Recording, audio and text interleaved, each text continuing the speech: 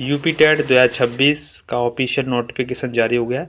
27 मार्च को फॉर्म डालना स्टार्ट है और जिसकी परीक्षा 2, 3 और 4 जुलाई 2026 को होगी। तो आप लोगों की तैयारी कैसी है, इसको जानने के लिए आपको सबसे पहले प्रीवियस ईयर क्वेश्चन देखने चाहिए। तो मैं इस चैनल पर आपके लिए 2020 यानी 2019 का यूपी टेट था जो 2020 में हुआ था 8 जनवरी 2020 को, तो उसके मैं प्रीवियस ईयर क्वेश्चंस आपको करा रहा हूँ। सीडीपी के मैंने 30 क्वेश्चन करा दिए हैं। आपने अभी तक नहीं देखी वीडियो तो वो देख लेना। इस वीडियो के समाप्त होने के बाद लिंक डिस्क्रिप्शन में दिया गया है। और इस वीडियो में हिंदी के 30 प्रश्न हैं, देख लीजिए कैसे क्वेश्चन आते हैं। तो आप लोगों का स्वागत है आपके अपने प्यारे YouTube channel Ajay academy and motivator में। अभी तक आपने चैनल को सब्सक्राइब नहीं किया तो जल्दी से चैनल को सब्सक्राइब कर लीजिए, क्योंकि इस चैनल पर आपको निरंतर क्लास 10th की फ्री में तैयारी कराई जाएगी और प्रैक्टिस सेट कराई जाएगी। क्योंकि आपको तैयारी करने से पहले ये पता होना चाहिए कि पेपर में क्वेश्चन कैसे आते हैं, ठीक है। तो आप लोगों को निश्चिंत होकर के इस चैनल को सब्सक्राइब करें। तो चलिए बिना देरी को हम स्टार्ट करते हैं हिंदी के प्रश्न। पहला प्रश्न कह रहा है, प्रकाशन वर्ष की दृष्टि से डॉक्टर हरिवंश राय बच्चन की रचनाओं का सही क्रम है। ए ऑप्शन मधु कलश, मधुबाला, निशा, निमंत्रण। दूसरा कह रहा है मधुशाला, मधुबाला, मधुकलश, निशा, निमंत्रण। तीसरा कह रहा है निशा, निमंत्रण, मधुशाला, मधुकलश, मधुशाला। और चौथा कह रहा है मधुबाला, मधुशाला, निशा, निमंत्रण और मधुकलश।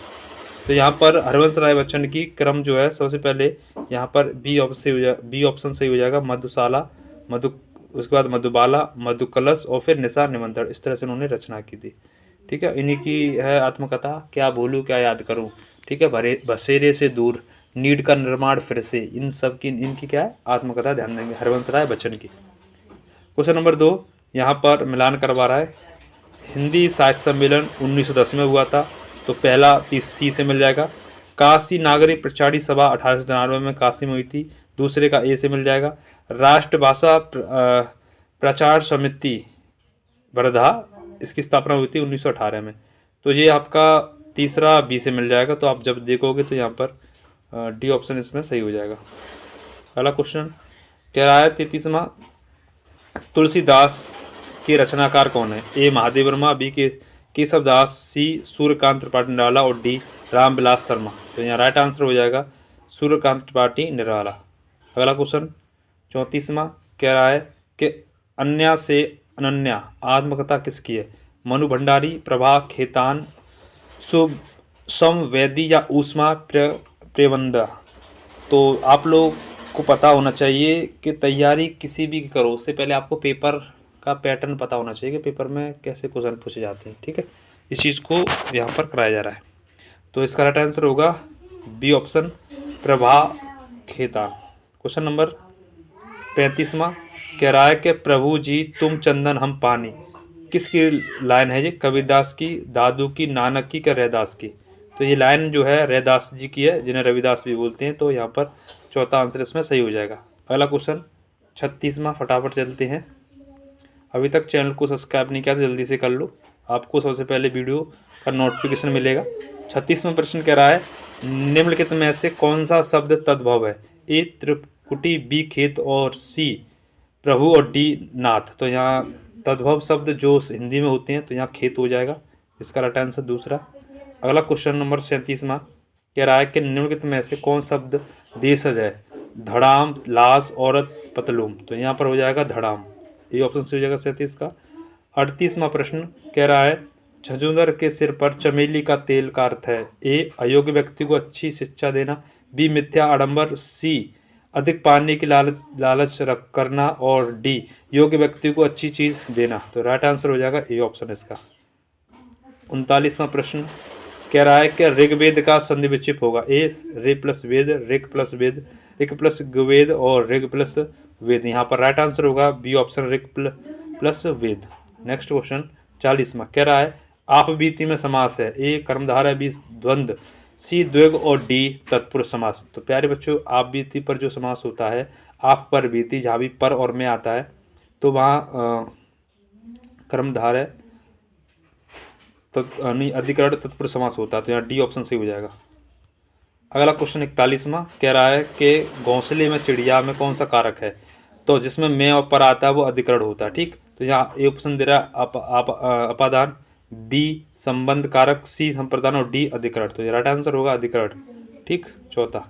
अगला क्वेश्चन नंबर 42 और 43 यहाँ पर गद्यांश दिया है। गद्यांश को पढ़ करके हमें उत्तर देने। हमेशा ध्यान दो, कभी भी गद्यांश दे तो आपको सबसे पहले क्वेश्चन देखने हैं 42वां और 43वां क्वेश्चन कैसे दिया गया है। इसको पढ़ लो, अपने आप उत्तर पता लग जाएगा। 42वां प्रश्न कह रहा, उपयुक्त गद्यांश के आधार बताइए कि संसार के सारे वाद सीमित हैं।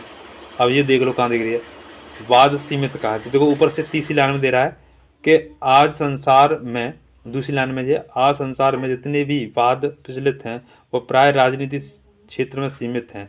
तो वाद कहाँ सीमित है, राजनीति क्षेत्र में। तो ऑप्शन है यहाँ पर देखो, हाँ पहला ही ऑप्शन दे रहा है राजनीति क्षेत्र, तो यहाँ ये एकदम सही हो जाएगा, जिससे समय बचता है। फिर अगला क्वेश्चन पढ़ लो, उपरोक्त गद्यांश में गांधीवाद का आधार किससे बताया गया है। ठीक, देखते हैं गांधीवाद कहाँ है का आधार। तो यहाँ पढ़ोगे आप लोग तो ऊपर से 5वीं लाइन में यहाँ पर मन की निर्मलता और ईश्वर की निष्ठा से आत्मा को शुद्ध करना गांधीवाद की प्रथम आवश्यकता है। तो ये आपको मिल जाएगा ये। तो आप यहाँ से देखोगे ऑप्शन हो तो यहाँ तीसरा ऑप्शन मिल रहा है। ठीक, तो इस तरह से आप गद्यांश के प्रश्न कर सकते हो। 44वां प्रश्न कह रहा है कनुप्रिया के रचनाकार हैं। ए धर्मवीर भारती, बी रान गेय राघव, तीसरा भगवती चरण वर्मा और डी नागार्जुन। तो यहाँ आंसर हो जाएगा ए ऑप्शन धर्मवीर भारती। 45वां प्रश्न कह रहा है प्लुत स्वर है। तो यहाँ प्लुत एवं ओम, ये ठीक है। तो यहाँ पर राइट आंसर होगा ओम, प्लुत स्वर। ठीक है, अगला क्वेश्चन 46वां कह रहा है कि प्रयोजन का समानार्थी शब्द नहीं है। ए लक्ष्य, बी हेतु, सी नियोजन और डी उद्देश्य। तो यहाँ ध्यान देंगे, लक्ष्य भी होता है, हेतु भी होता है, उद्देश्य भी होता है, लेकिन नियोजन नहीं होता है यहाँ पर। बी तीसरा सही हो जाएगा इसका। 47वां कह रहा है कि ऋजु का विलोम शब्द है। ए सरल, बी त्रिकोण, बी तीसरा वक्र और चौथा सीधा। तो ऋजु का होता है एकदम सरल। तो ये ऑप्शन होगा 47 का। इसके बाद 48वां प्रश्न, निम्नलिखित में से विकल्पों से किस विकल्प में विशेषण का निर्देश अशुद्ध है। ए ढाई अपूर्णबोधक, दूसरा क्रमवाचक और तीसरा कह रहा है वह नौकर कोई विशेषण नहीं, और यहाँ 26 पूर्णांक बोधक। तो यहाँ पर तीसरा सही हो जाएगा। ठीक, इसके बाद 49वां प्रश्न कह रहा है आप भला तो जग भला वाक्य में सर्वनाम के किस भेद का बोध होता है। ए निजवाचक, बी अनिश्चयवाचक, तीसरा प्रश्नवाचक और चौथा संबंधवाचक। तो यहाँ राइट आंसर हो जाएगा निजवाचक। ठीक है, ये ऑप्शन 49 का हो जाएगा। फिर 50वां कह रहा है निम्नलिखित में से कौन सा शब्द पुल्लिंग है। ए चील, बी कढ़ी, सी सरसों और डी संतान। तो पुल्लिंग यहाँ पर सभी जो स्त्रीलिंग के हैं, तो ये इसमें कॉमन नंबर मिला था सभी को। ठीक, अगला 51वां और 52 यहाँ पद्यांश से रिलेटिव है। तो आपको पहले पद्यांश के 2 क्वेश्चन देखने हैं कि कैसे दिया है।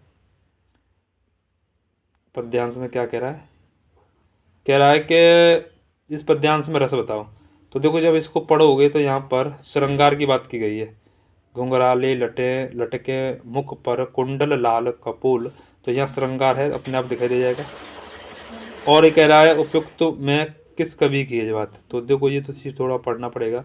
तो ये जो कविता, ये पद्यांश दिया गया वो तुलसीदास जी का दिया गया। ठीक है, तीसरा हो जाएगा।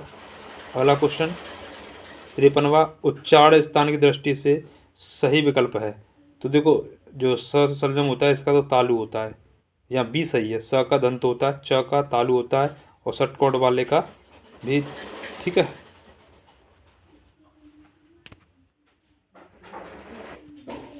तो यहाँ आंसर सही रहेगा 53 का बी।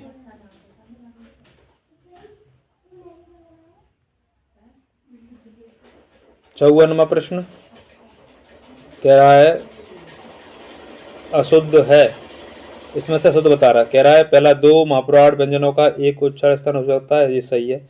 आगे तीसरा कह रहा है 6 संयुक्त व्यंजन है, ये भी सही है। और चौथा विसर्ग कंठवर्ण है, ये भी सही है, यहाँ पर दूसरा सही नहीं होगा। ठीक, 54 का दूसरा। 55 की तरफ चलते हैं। 55 में क्या कह रहा है, मेरे लड़के ने मेरी आज्ञा का पालन नहीं किया। वाक्य में लड़के के विषय में कौन सा विकल्प अशुद्ध है? तो यहाँ पर ये बहुवचन है, ठीक है, इसीलिए ये अशुद्ध है। अगला, राम आम खाता है में वाच्य का कौन सा रूप है? तो राम आम खाता है में कृत्य वाच्य आ जाएगा, चौथा सही हो जाएगा। ठीक, अगला क्वेश्चन नंबर 57 कह रहा है कि रहीमन पानी राखिए बिन पानी सब सून, पानी गई ना उबरे मोती मानस चून, दोहे में कौन सा अलंकार है? तो यहाँ पर श्लेष अलंकार है, यहाँ चौथा ऑप्शन सही हो जाएगा। इसके बाद 58वां प्रश्न कह रहा है कि निम्नलिखित में से कौन सा शब्द शुद्ध है? तो यहाँ पर अंगना, चांद, आंख, अंक, तो सही आंसर होगा अंगना, ये ऑप्शन सही हो जाएगा 58 का। इसके बाद 59वां प्रश्न कह रहा है कि निम्नलिखित में से किस शब्द की वर्तनी सही है? तो यहाँ जो है डी की सही है, सन्निधि। और लास्ट प्रश्न, अभी तक आपने चैनल को सब्सक्राइब नहीं किया जल्दी से कर लें। लास्ट में प्रश्न कह रहा है कि उपचारात्मक शिक्षण की सफलता निर्भर करती है ए भाषिक नियमों के ज्ञान पर, बी समय व अवधि पर, और सी समस्याओं के कारणों की पहचान पर, और चौथा कह रहा उपचारात्मक शिक्षण की सामग्री पर। तो राइट आंसर हो जाएगा यहाँ पर तीसरा ऑप्शन। ठीक, तो ये आपके 60 प्रश्न थे। और आप लोगों को वीडियो कैसा लगा कमेंट करें, चैनल को सब्सक्राइब करें और इस चैनल को रोज़ विजिट करें। आपको डेली मैं प्रीवियस ईयर के क्वेश्चंस 2020 के पहले करा रहा हूँ, फिर बाकी सभी और का भी कराऊंगा और क्लास भी कराऊंगा हर सब्जेक्ट की। ठीक है, अब इसके बाद अगला जो वीडियो आएगी वो EVS के 20 क्वेश्चन पर आएगी 2020 के पेपर की। तो तब तक के लिए धन्यवाद। जय हिंद, जय भारत, वंदे मातरम, जय सीताराम।